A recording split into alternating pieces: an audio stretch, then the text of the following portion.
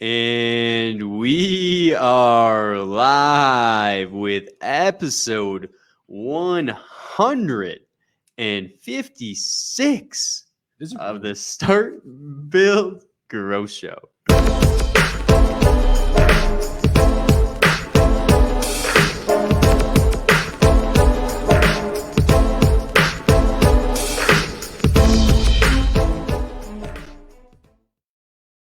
Randy Brothers, my friend, what is going on, man? We got a special guest today. Let's go. So real quick, I'm no mathematician, but 156 episodes, one episode a week. This is our 3-year anniversary, man. Wow, look at that. Is that right? Did I do the math right? 52, right? I don't know. You're putting me on the spot right now, man. I don't have my calculator on me. Times 3, 156. Yeah. 3 years we've been doing this. It's crazy. And Facebook hasn't kicked us off. Yeah. We still get more and more downloads, more and more views, comments, shares, likes. I'm excited, man. That's really cool that, 3 years ago we had this random idea to just press the button and go live on Facebook. And this is what it's evolved into.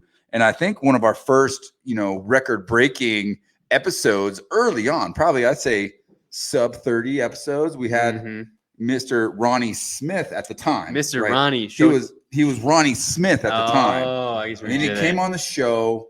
He Yeah. broke the ratings, and the show went crazy. We had more views and downloads than ever, and that's what earned him the name Ronnie Showtime Smith. Yes, sir. Our man from Showtime. fresh off the Kickin' Asphalt tour with JobNimbus. You guys have been watching on YouTube. You've been checking out what's going on.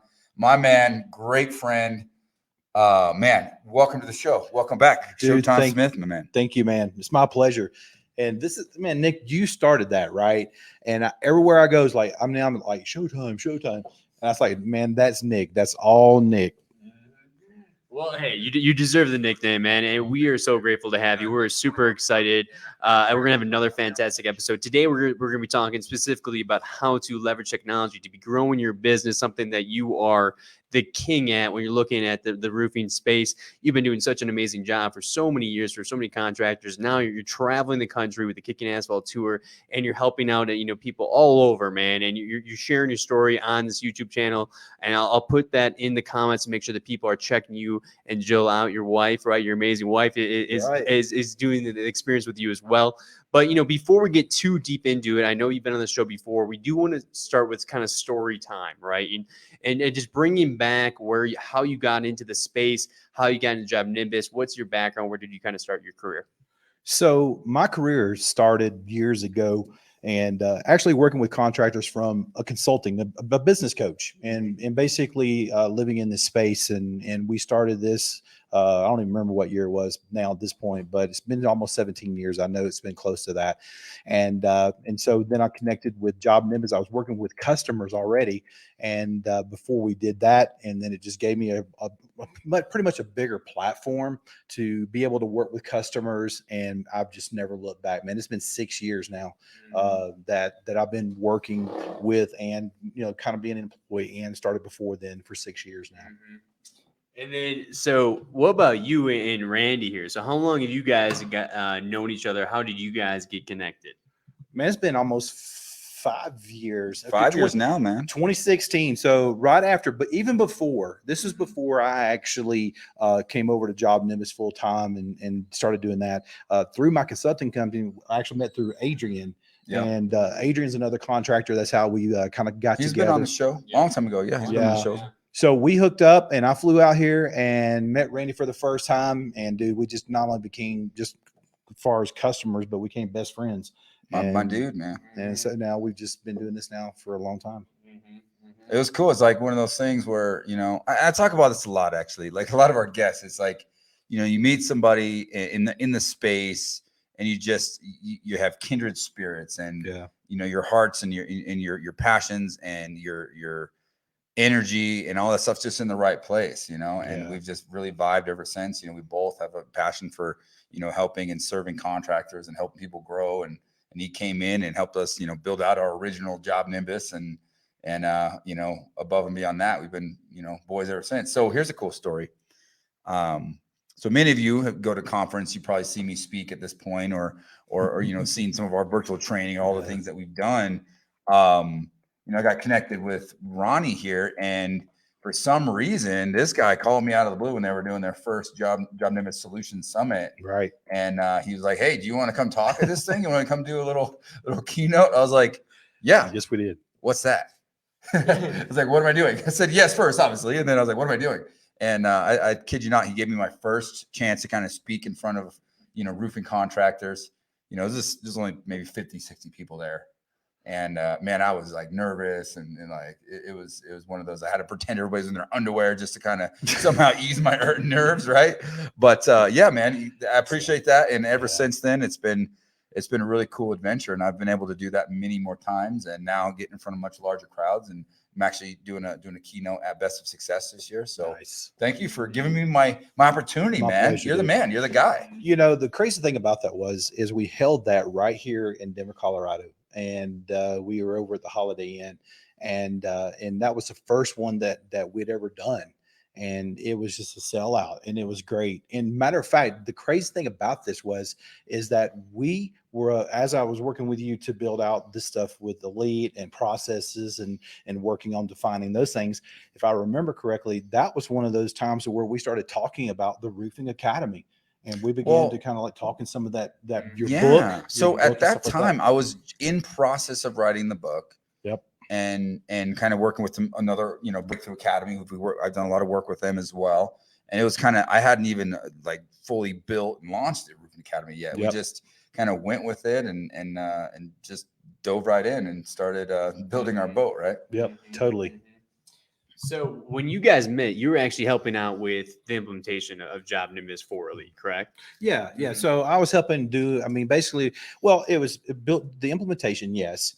But it was also more than that. It was like trying to understand where he was as a contractor and really understand the process in terms how everything was being processed. Everything from the lead acquisition, from the time that everything comes in from sales and production. If I remember correctly, we were in this office and had this big old whiteboard. And so we were looking at pain points. We were looking at things that we could improve on. And through that is how we ended up building out the processes and to get them, you know, over to where they are today. Yeah. So when you're looking at the implementation process, so let's say that, you know, we aren't using a CRM currently, we're looking to scale the business, we want to get everything out of pen and paper, or who knows what we've been utilizing into a CRM system. You know, we've been running the business for a while. Is pretty much the main or the best way to go about implementation to actually kind of write out your current procedures at a sales, production, billing level, and then from there take that and just put that into a digital format in a way, or what's the best way to go about that? Actually, it is. And one of the things about this is with contractors do something every day, but sometimes they don't realize why they're doing what they're doing. Right. And it puts a lot of contractors into more of a reactive mode instead of a proactive mode. And by setting down and really understanding what the process is, because they could be duplicating some of their processes. And being from LA, man, being from Lower Alabama, I believe in keep it simple, stupid, but keep it effective based on what the needs are. And then it also depends on like what they're focused on. If you're focusing primarily on doing a lot of retail, whether you're doing a lot of insurance, because those are kind of niches. And so kind of building those in there. And yes, just being able to sit down, taking a whiteboard, getting with your team, because as a business owner, you only know so much, and it's important to pull your team involved in that, especially your upper management team, and let them talk because they're the one doing the job. Yeah. And they know how they're processing some things, right? So it's important to roadmap those things out and actually use your team, leverage your team, pull them involved, and then build those processes out. Because if they don't buy into this, if the owner don't buy into it, and if your team don't buy into it, I don't care what software you're on, you're not going to be successul. I've seen it time and again, and we made the mistake too, where our first go at it, we brought on a CRM software. We basically used it as a place to store customer database. Yeah. You know, customers would go in there and that was it. We didn't actually use it for full, the full spectrum, like the of work boards projects, and everything like that, workflows, and all those sort of things.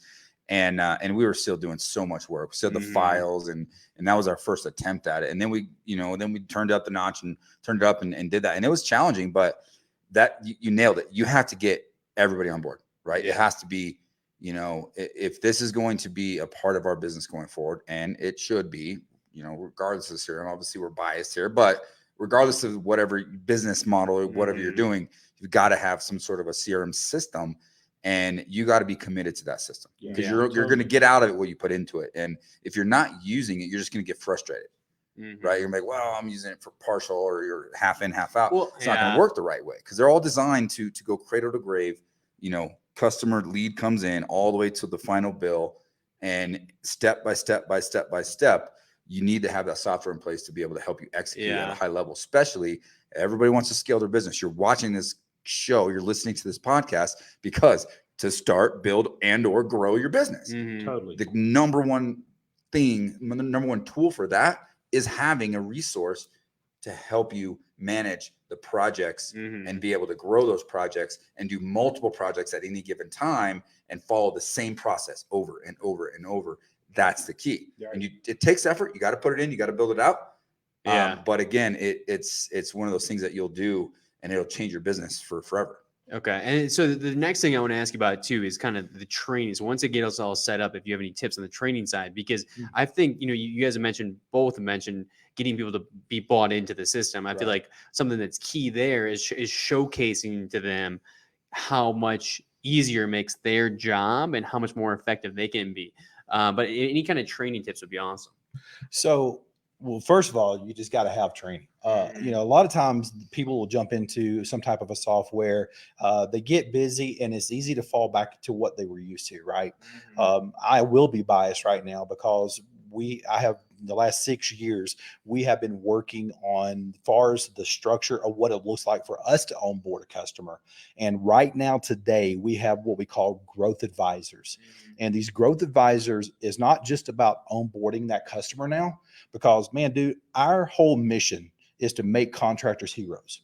And we're pulling and we're pushing. And that's one of the reasons why I'm traveling the country right now, is to be able to do this. But if we can get them onboarded, okay. And then if we have a growth advisor that can set time aside to work with a customer an hour, like per month or something like that, that way it's being consistent. And then we can kind of help them and drive that to where they're getting the software coaching that they need. In this industry, Randy can even probably attest to this, is, well, no, I don't think so. Because you have a lot of the same people that has been with you for a while. But some of the people in this industry, you know, it's like an open door, man. It's like, you know what I'm saying? You're right. It's just nonstop. So it's about bringing in new people.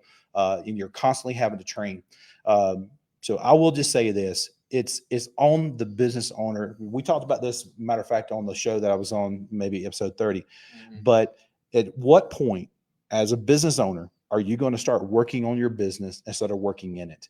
Because what happens is, the more that you're in it, you cannot focus on it, and you cannot lead your team to where you want them to go, because you're like right there. And so the idea would be is to structure it at some point. Now, there's guidelines to that. You're starting a business, you're going to be in it. But some people get trapped in that because they want to micromanage, and they can't seem to find their way out, and then trust the people that they brought in to put in there, to trust them enough to do it. Does that make sense? Okay. Yeah. So obviously leverage the CRM to kind of do training and that sort of thing. But one of the things that we've done is, you know, we're very adamant about SOP, right? Standard operating procedure, for pretty much everything in our business. And as you know, your business is continually evolving. The software is continually evolving. There's new things, new features being released all the time. And anytime, and a good practice for you guys out there is when something new happens, it's a new process, new procedure, or you update your system, you add a new workflow, you add a new, you know, section to your process. All you got to do is film a Loom video of you training, you know, one person how to do that, archive it, put it in your Google Drive. And now anytime you have turnover, you have a new person coming in, you just kind of start to build this little archive of these Loom videos. And then that's part of the onboarding process, becomes part of the onboarding training process. And then also you have it as a reference point. So if someone forgets, or someone who's gone through the training needs a little freshen up, you can, instead of a leader, owner, or whatever, you're busy, instead of taking time out of your day to say, all right, let me stop what I'm doing to show you how to do this again for the 12th time. No, you can actually direct them, say, go to this file, search this title, here you go. And now it's archived training for the CRM. So that's a great way to have ongoing training. And that's something that we've been doing for quite a while now. And anytime we get a new admin or get somebody new in the office, they're going to go through that training in addition to the training that they provide directly, right? Well, and I just want to piggyback off of that with what Randy is saying, is because we have a whole knowledge base, right? We have so many ways inside of JobNimbus to where you can go see different videos and stuff like that. So that is very, very key and based on that. So yeah, definitely having that platform, doing it once.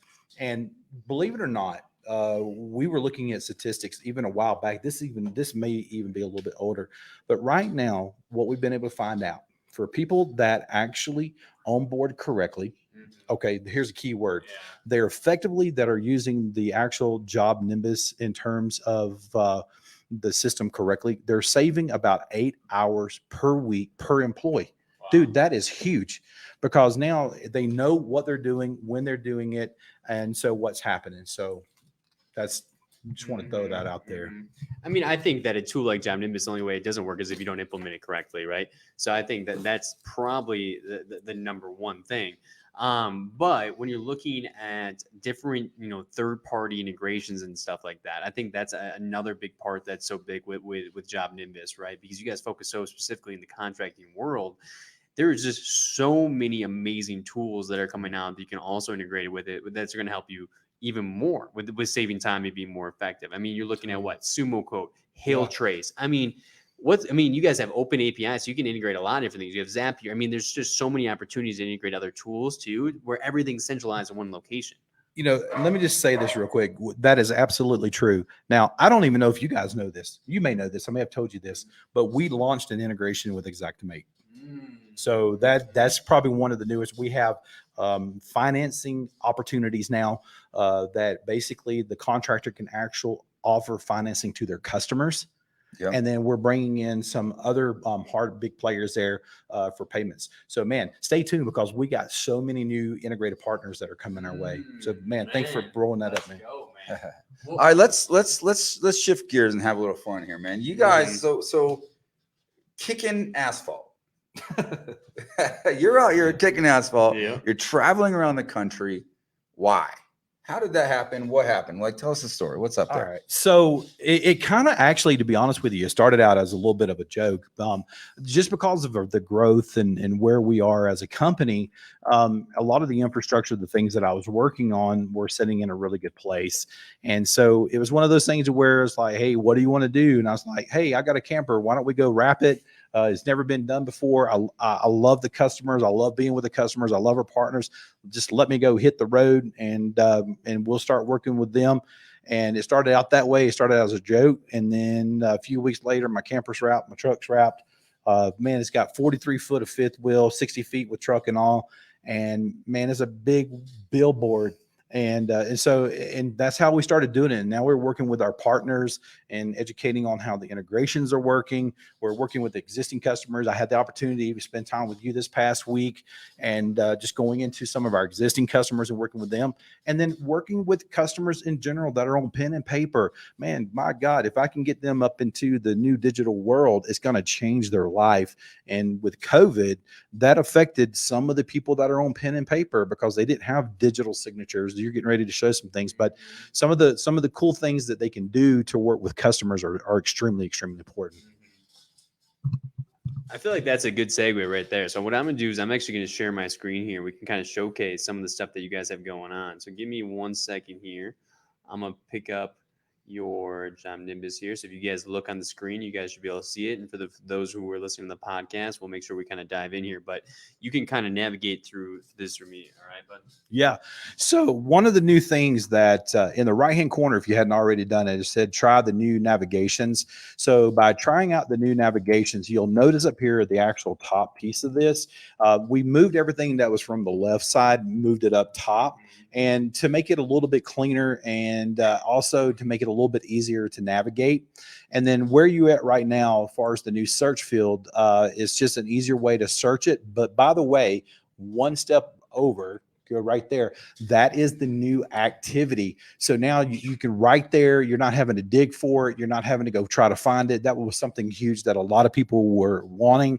It was an easier way to really be able to find if they were working on something current. And so now that's where it's at right there.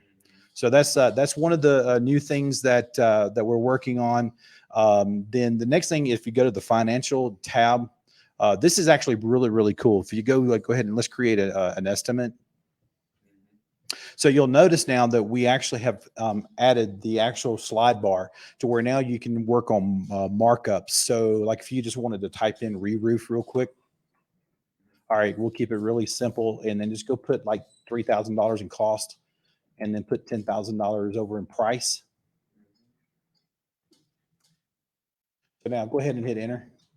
So now if you'll slide that bar right there to where it adds market, see what it does? It's actually changing the markup there. And so if you say, hey, I want an additional markup, but it's also changing the profit margin at the bottom and it's changing the profit. So right when you're building an estimate, man, you got that tool right there.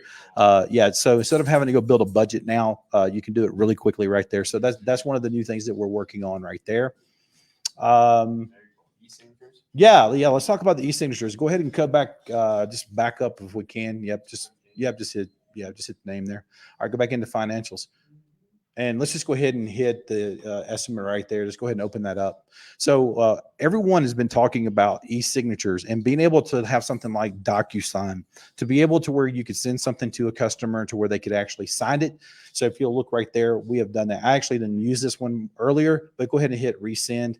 What it'll do is you can actually send it and then it'll let you know that they've got it. And then the customer, it'll say it requires signature. They can sign it and then it'll come right back to you.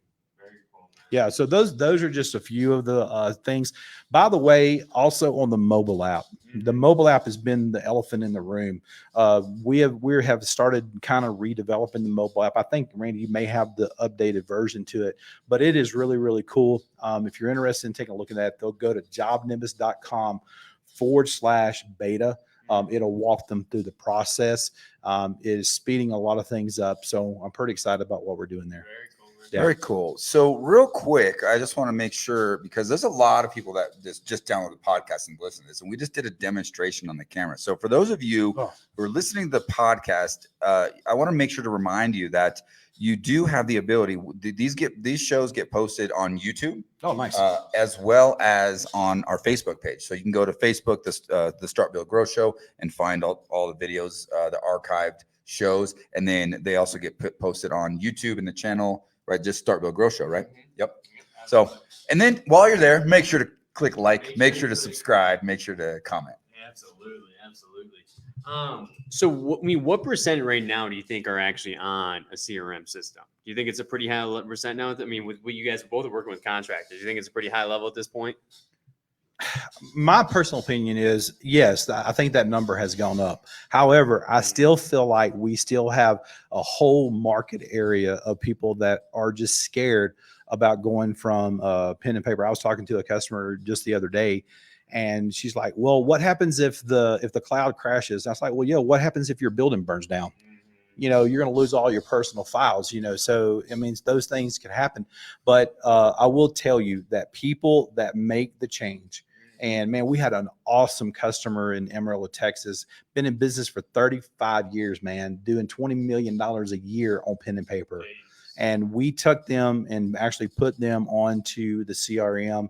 And man, they're just growing and blowing and going. And it opened up the communications. The things I've been preaching for 6 years are still holding true today. Yep. I mean, second that. And I can't, it's hard to put a number on it. I mean, you're dealing with a lot more of the people that are not, that are converting over to a CRM system. I mean, there is still, you know, some of my clients that are working, they're implementing as we speak, you know, but it's hard to put a number on that. It's definitely gone up tremendously over the last 5 years, like big time. Yeah. But there's still a large market segment out there of people and contractors that still are doing pen and paper. So let's be very clear. People that, when we say that are on pen and paper, they're using paper contracts. They're doing still filling those things out. But let's make no mistake about it, that they are using some type of an Excel spreadsheet to be able to track stuff. They're using QuickBooks. The thing about it is a lot of the people in this industry, they're having to use like 4 to 5 different types of systems to run their business. And it's not effective because that goes back to the whole thing that I said even years ago in terms of visibility, because you got people trying to log into different things that are wasting a lot of time. So let's make no mistake about it. They are using spreadsheets or something like that. But the idea is if we can bring them into a software, right? And to where they can take everything from point A all the way through it, open up the visibility, open up better communications, follow up. I'll give you a prime example about follow up. Man, this is like my baby. Right now, statistics are showing that somewhere that the missed opportunities by these contractors is somewhere between 25 and 35% of missed opportunities just because they don't have the visibility with all the leads that are coming in, the storms that come in, they miss them and they're losing that revenue that they could potentially get. So it's just important to narrow those things that they're having to use.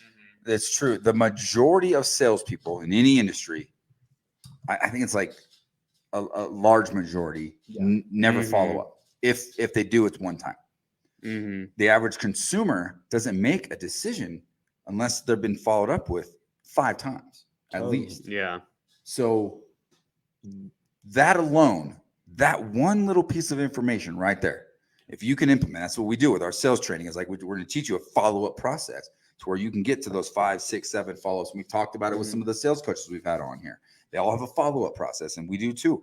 And if you can implement a follow-up process to where you can get at least 5 follow-ups, you're right, 20 to 35% increase in closing rate. Why aren't people following up though? Is it because they lose the lead, they're lazy. or is it just lazy? Because they're lazy.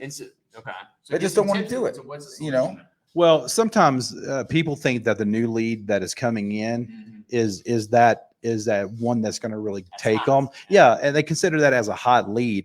However, they could be working on the wrong lead, and they could be talking to someone that's really going to do a lot of price shopping, go through this whole thing.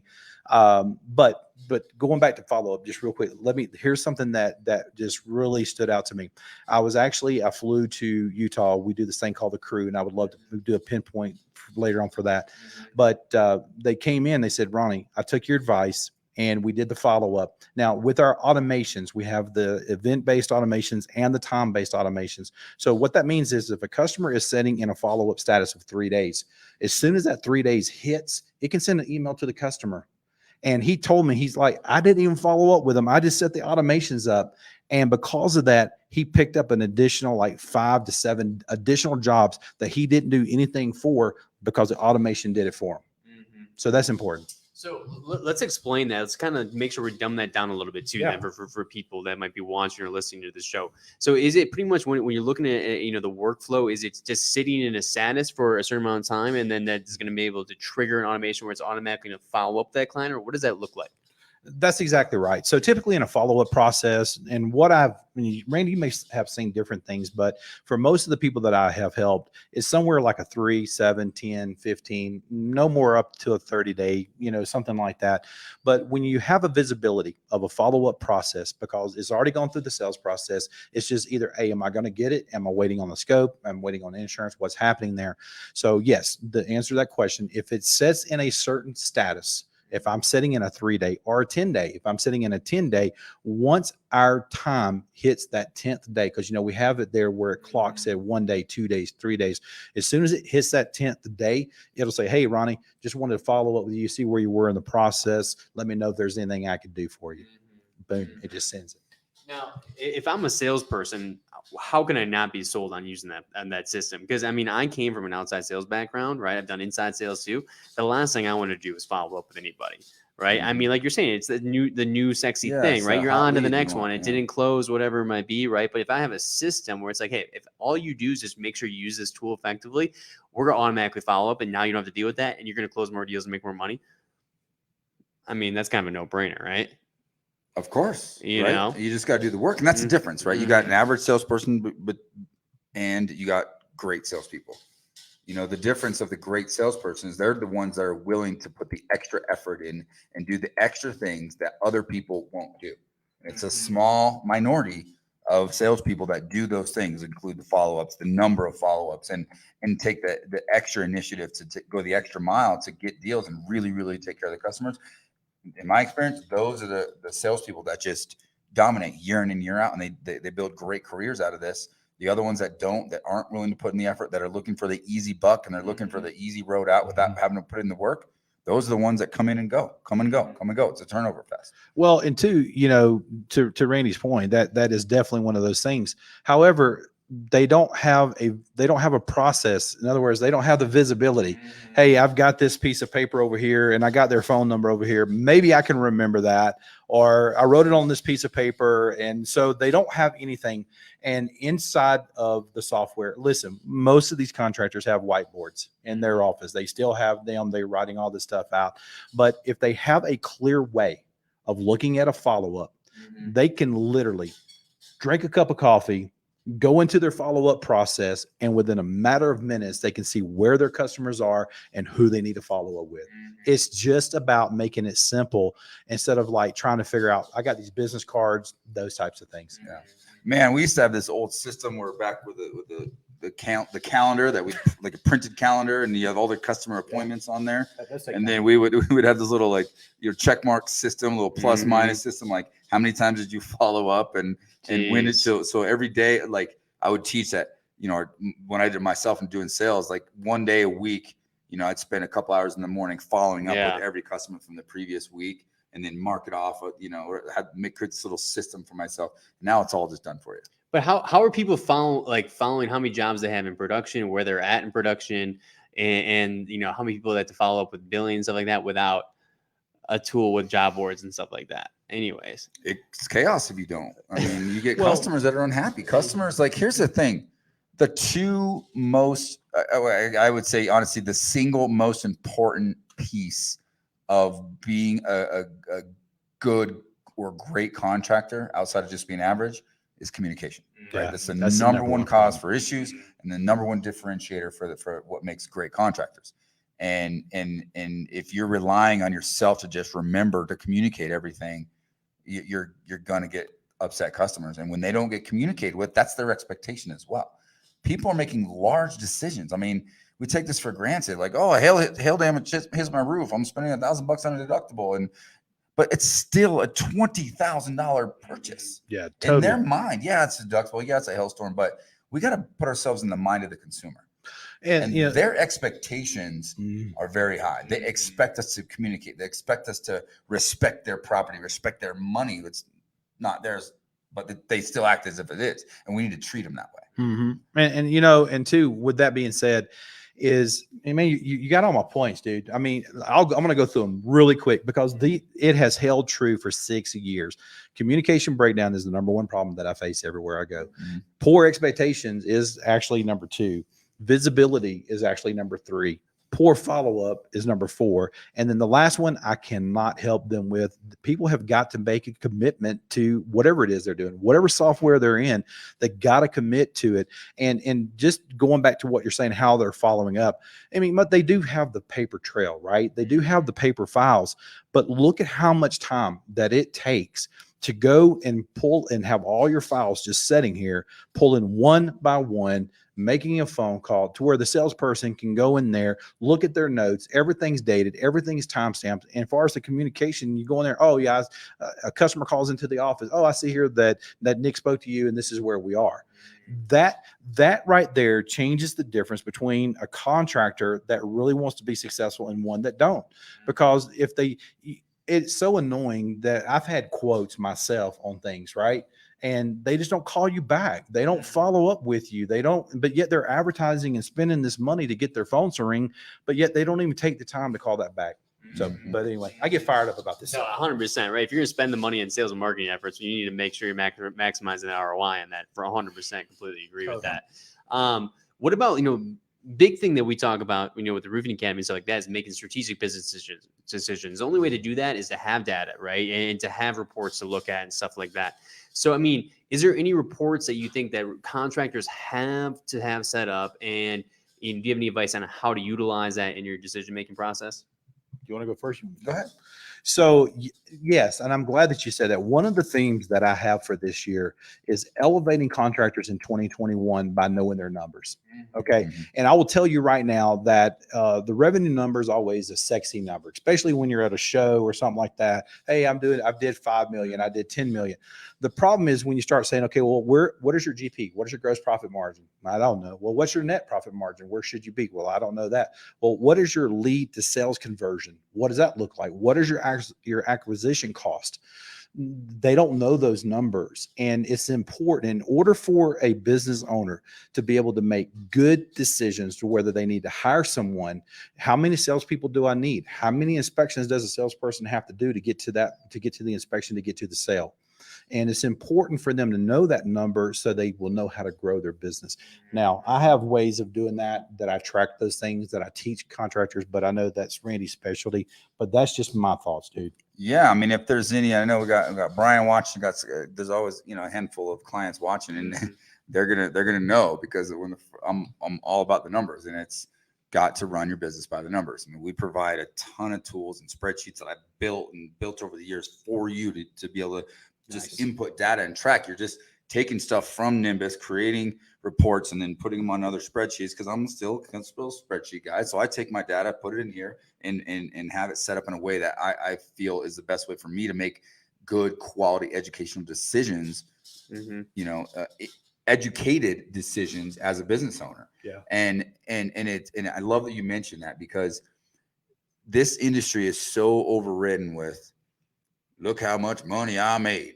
Right. Look at my revenue here, look, revenue this, and everyone just leads and closes with the same number, revenue. But what they're not telling you is how big their AR is, how long it takes to collect jobs. Does anyone even know what DSO means, right? Days sales outstanding, or cash conversion cycle. We talk about this. I teach contractors. Yeah, the time from when you start incurring costs to the time you actually recognize that profit. A lot of these contractors that scale their revenue get in big trouble, because their DSO is well over 100 days, because they scale, hire salespeople, knock a bunch of doors, sell a bunch of roofs. Yeah. But we do all that without having a system in place to produce and to collect and to close jobs out effectively. And then what happens is you have this huge AR, and it just creates a whole nightmare 6 months down the road. And, even looking at for like customers that are waiting on checks, right? They don't even, sometimes they forget to follow up with the mortgage company in terms of trying to get their money. Cash flow is king. I mean, you got to know where your cash flow and stuff like that is. But I want to take this one step further, if you will allow me to, is knowing the numbers, knowing the numbers are important, but holding people accountable to those numbers. And what I mean by that is that as you begin to grow, now you may be in the early stages of your business and building a roofing company, and maybe you're wearing all of the hats and you don't have these key people in place. Randy has them in place, but I will tell you that the sales manager, if you have a sales manager, then he should be owning a number, and he would be responsible for that number. What about the marketing leads? Who owns that? Who's going to take the responsibility that if you know that you got to have at least 100 leads for the month in order to be able to get to where you need to be? Well, who owns that? And so as you begin to develop and you're building a infrastructure and you're starting out small, I don't care if you are just 3 people right now, you still should go ahead and put these things in place. And then when you're having your meetings and you're going over your numbers and your numbers, then each person is kind of accountable, where we are on our cash flow. Matter of fact, Randy had a meeting while I was with you here, going over those things. They're like, hey, where are we at on our cash flow? What's coming in? So those 2 things, not only just knowing the numbers, but holding people accountable to those numbers is huge, because if not, then it always falls through the crack. Well, I don't know. Maybe so-and-so did that. So just want to throw that out there. Yeah. Do you think that's one of the biggest issues when we're looking at scaling the company, is actually closing the job and collections, and then all of a sudden cash flow is kaput? Cash flow is by far the biggest obstacle and biggest issue that contractors face when they grow and scale their business. 100%. And how can they and here's the improve thing. on that, though? Sure, now I coach people through it and help them prep for that. I learned it the hard way. I made the same mistake, like grew and scaled our business, really excited. Look at all this revenue. We doubled, we tripled, did all this. And I'm like, oh crap, my AR is more than most contractors, like literally It was that big. I'm like, holy crap, now I got to figure out how to collect all this. Mm-hmm. And spent a long time building that process and figuring Mhm. that out. And now it's like a well-oiled machine. Like, Mhm. everything's tracked, everything's, So did you improve that discussed then? and- You improved the collection process and the 100%. closeout Very, process, very, very and that's much. what it was. You just Absolutely. made sure it was very detailed and Yep. and So, documented. as a little Mhm. tip or trick for you, for those of you who are kind of like, really appreciating this Mhm. conversation and it kind of resonating with you, what you got to do, okay? We do this literally through JobNimbus, okay? There's everything that happens within JobNimbus, there's a timestamp, okay? So when a job goes into production, essentially that's when the clock starts ticking, right? Or lead, you can track from lead to production, lead to sale, sale to production. Like, what we don't do enough of is track timelines. Right. Totally Okay? agree. We track revenue, and some of us are good at tracking the gross profit and the net profit and the variable and the fixed costs, but we're not tracking timeline. Okay, track the timeline. So from the time a job goes into production to the time it gets ordered, from the time it goes into production to the time it gets the first supplement goes out, the second follow-up, the materials get ordered, the permits get pulled, the crew gets scheduled. All those things have a time associated with them. Well, Look at your business from that perspective. Yep. And I guarantee you it's going to help. It's going to change the way you look at your business. And that's going to be the single most important domino to help you fix the cash flow problems. And if you really want to carry this conversation on, give me a call. It's what I do. I'm a business coach. Well, and Randy is absolutely 100% right. I mean, you got to be able to track it. Matter of fact, inside of when I'm building out contractors, inside of the billing process, I have something like where there's called pending payments or something like that, because within inside of it, it's already tracking that time for you, right? So it'll say, hey, I've got 15 customers, I've got 15 contracts sitting here, and whether it's 10 days or 30 days, you can't wait 90 days to try to go collect that money. Because did you know that the longer that you let something set there, then all of a sudden you're starting to lose your profits, right? Yep. Because now you're starting to, because that money is not making you money anymore, because that money has already spent, and what you're trying to collect is actually your profit. Yep. So, Totally. And then at the end of the day, you don't make any money. right. I mean, I've seen $10 million companies make no money. So are you saying pretty much within JobNimbus, the B timestamp, so you can kind of analyze when the job went into production all the way to the final closeout, and then you can kind of take those dates and analyze where like the cloggage was basically. You break down the every sticking one of point. those sections and you find ways to just trim it down, trim it down, trim it down. I mean, little things like, okay, job was finalized out, the insurance, if you're doing supplementing, the supplement was approved, job was finalized 5 days before the invoice went out. That's 5 days you're not getting your money. And then the average, then you got to figure out, okay, by the time the invoice goes out to the time I actually get the check in the mail or pick it up, what time is that? Those two components alone can save you 2-3 weeks. Totally. Well, and then two, with that being said, is that if you don't actually monitor that, and I mean, you'll find yourself having to go borrow money, because now you don't have the cash to pay your material bill, right? And you have your labor bills, and all of a sudden you're waiting on this money, and you're robbing Peter to kind of pay Paul. So, hey, I went and sold this job today, and that first check you collect is potentially paying something else. And if you're just not careful, it can definitely It snowballs quickly. It can snowball. You can't borrow money to get yourself out of a jam. That's the kryptonite for contractors. That's the kryptonite for entrepreneurs. Cash flow. Okay, we think, the money's cheap. We'll just go borrow money to fix our business. Absolutely the wrong way to think about it. Yeah. Okay, if you're an entrepreneur that just wants to just take the easy road out, you need to question. Why is it whether such you're a meant bad to be an mindset? entrepreneur. Why is it such a It's bad a mindset? mindset. You mentioned it. It's a mindset. Okay, and unfortunately, some of us are raised this way. We get ourselves in a pickle. We call mom or we call somebody, and they always bail us out. What does that teach us?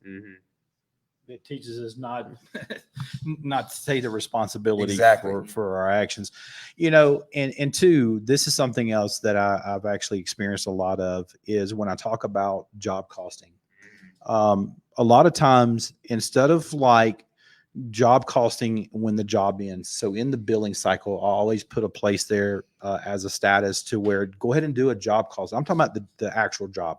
I'm not talking about the P&L where I'm adding all of the cost for the business and all the other things. But if you will start job costing jobs, that when a job is closing out, that way, if you are running into a problem and maybe a salesperson is selling it too low, maybe they're missing it on the actual Eagle views, and they're not ordering the materials that they need, or they didn't charge for that, or they didn't actually do the change order that they should have, or they didn't supplement that job. So by going ahead and job costing that out and being able to see what's happening, it's easier to fix a problem in the front end instead of waiting until the end of the year and you think, oh, I made all this money. Well, And no, you no, didn't. no, you didn't. Yeah. So I think job costing is probably another key component Absolutely. that you could do. And you can do that in Well, JobNimbus. yeah, of course you do in job, and you keep setting me up. I mean, that's like one of the first things we're going to do is analyze the business. We're going to break your business down: marketing, sales, production, numbers, people, and figure out what the holes and what's broken in the company. And we're going to go to work fixing that for you and working with you to help fix those things. Totally. And job costing comes up all the time. You know, you'd be surprised at how many contractors just, okay, at the end of the month, what was my total materials? What was my total labor? What was my profit? But little do you know, you had 12 jobs and it lost money. You didn't even know that. Every job, if I do a $400 repair, I get a report of an individual job cost, and I know exactly how much that specific repair made. If I do a $400,000 job, I get a direct P&L that I see exactly what all the expenses are on that job. And that what that does for me, it empowers me to make decisions quickly. If there's a problem, I know about it quickly and I can adjust it and change it. And again, we're going to go through this process with contractors. Those of you to think about, you're on the fence and working with us. We're getting into some nitty gritty stuff. This is what we can do to help you really, really turn your business to up the right way. But what we're going to do is analyze that. And I have examples where, you know, a small little tweak that we caught right when we were analyzing it saved, probably $30,000, $40,000, $50,000 Mistake. of lack of missed opportunity and missed profit because of the way a contractor or a client was like tracking. You make this small tweak. All of a sudden, now you have enough money to hire another person. Well, if you're buy another truck, if you're not doing job costs, that's the importance of tracking numbers and job costs. You're losing money on jobs, and you could keep doing similar jobs, right, without having any idea that those jobs are actually losing you money.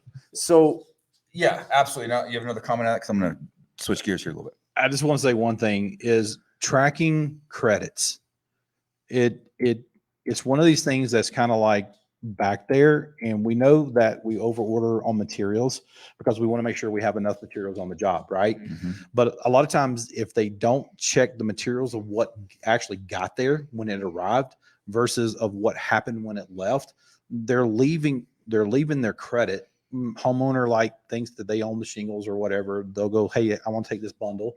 Well, it starts out a little bit small, but by the time that the end of the year gets there and they don't have their credits, I mean, that's eating into their profit. Oh yeah. And so that's what we're talking about. You know, even if something as simple of knowing, hey, this is exactly what got there. This is exactly what I put on the roof.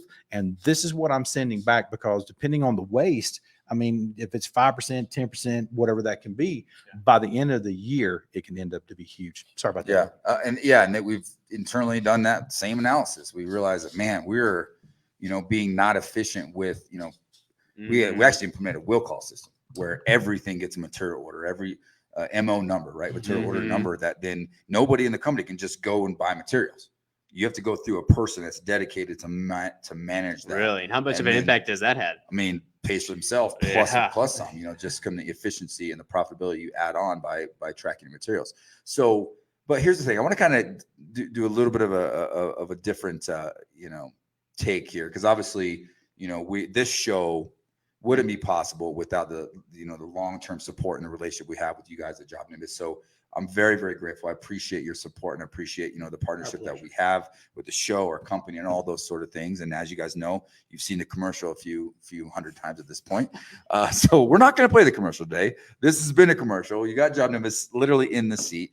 And if you look at the bottom of the screen, I mean, I want to make sure this week to give all of our sponsors a shout out. And the reason is all of them are integrated with JobNimbus. Yeah, that's huge. And there's intentionality. I mean, we have a lot of people who would love to sponsor the show, but I was very intentional about making sure if you're going to the sponsors that we have for this show are companies that I work with that have helped grow my business, that integrate with JobNimbus, that it's like the power team, if you will, to grow you to really build the digital foundation for your business. Starts with JobNimbus.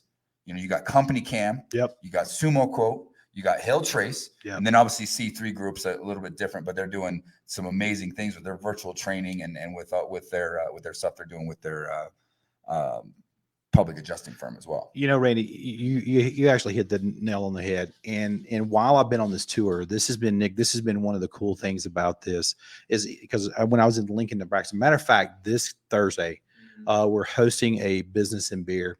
And partly of that is to be able to pull contractors together. And so Sumo Quote's going to be there. Beacon's going to be there. Roofscope's going to be there. And then of course I'm going to be there this coming Thursday. But just, you know, everywhere we've been, when I went to Lincoln, Nebraska, man, I went hooked up with Company Cam because it takes all of us to be able to partner together. And one of the things that I feel like that JobNimbus has done well, co-founders and stuff, is finding people that are like-minded, that are the same culture, that have the same dreams. And man, and Sumo Quote, man, I remember that you started using Sumo Quote, if I remember correctly, and kind of, hey, Ronnie, you need to. I will actually take a little bit of credit because I once I connected the dots, like you guys need to connect. And I think I did introduce you guys originally. Yeah, you did. And now y'all integrated, and it's both companies just taking off. It's awesome. So I just wanted to give that plug because absolutely, and just that's another reason part of this tour is being able to connect with our partners and to strengthen the relationship between the partners and, man, just build friendships all together. So that's a good plug. Absolutely. Yeah, for sure. And so the business and beer, can you give a little information on that if people want to attend in Colorado? Yeah, so we're kind of limited. So if you're interested, you need to go right now. We have a form that I can send to you that they can go register. But it's going to be Thursday at 2 Penguins Tap and Grill, just right down the road, close to Centennial right here. And it's basically going to be for 2 hours. We're just talking about our partner integrations, how everything works, showing some of the new stuff that's happening, and then really just hanging out and having some fun. We're going to have a trivia game, give away some prizes and stuff like that, man. So definitely. So if you're interested and you're in this area, man, go sign up because it's going to be well worth it. Awesome, man. All right. Well, as we start to bring this thing to close out here, so Ronnie, we ended now with golden nugget, right? Something you want to leave the viewers with, the contractors out there. You know, this could be something to implement, something to avoid. It could be a mindset, really anything. We make Randy go first, right? So then you get some time to kind of think about it. And Randy's just such a bright individual. He's always got something great to say, right? So go ahead. Go for I got it, what's Randy. called a BS degree. I can just handle it. It's all good. And I know it's coming at this point, but I still never prep. I probably should prepare for this, right? But generally, I always kind of take some, to try to just put that rubber stamp on the conversation. And one of the things that really stands out to me today is I believe that, in all facets of entrepreneurship and business and growing a business and trying to do this, the modern way of executing in success, I think you have to collaborate. Yeah. Okay. Collaboration is key. And the generations before us, that was not heard of, right? You start a business, you learn something, you implement a system, it works. You ain't telling nobody. Nowadays, if you're not sharing, if you're not, connecting and collaborating with other contractors, collaborating with coaches, collaborating with consultants, collaborating with softwares, the software companies collaborating together. Yeah. I mean, that is the modern way of doing business. And that is a modern way of finding success. So find ways to collaborate, put yourself out there and see what happens. And just what you're saying, and I'll give my answer, but even with the smaller contractors, they need that inner support. They need people that have already been there, that have already done that, because when you're trying to figure things out, and you're trying to find the answers, sometimes they're hard to find. And so, I really appreciate the fact that Randy has even started this whole thing of helping other contractors, because it's definitely out there. If I could leave a nugget, and if I could change a contractor tomorrow, is that I did a series back in JobNimbus, and we called it Pause. Sometimes if you're going in the same direction and you're doing the same thing and you're getting the same results, if you don't stop I'm not saying don't. I know we're busy. The storms come.